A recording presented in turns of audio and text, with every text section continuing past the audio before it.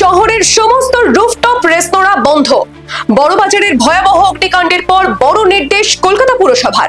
শহরের রুফটপ রেস্তোরাঁ করা যাবে না। বড়বাজারে আগুন লাগার পর সিদ্ধান্ত কলকাতা পুরসভার।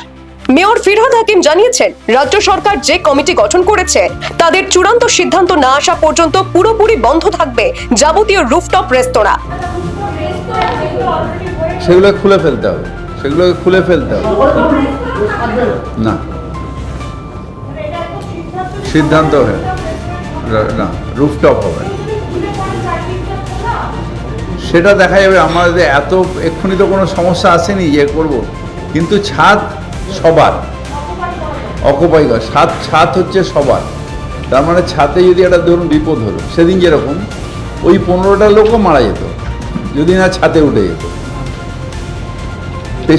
পেছনের সিঁড়িটার মধ্যে গোডাউন করে দিয়েছিল, তাই ওখান থেকে ওরা বেরোতে পারেনি বা সেখানে বেরোনোর কোনো জায়গাই নেই। এমার্জেন্সি গেটটা বন্ধ করে দিয়েছে। Bureau report, the wall.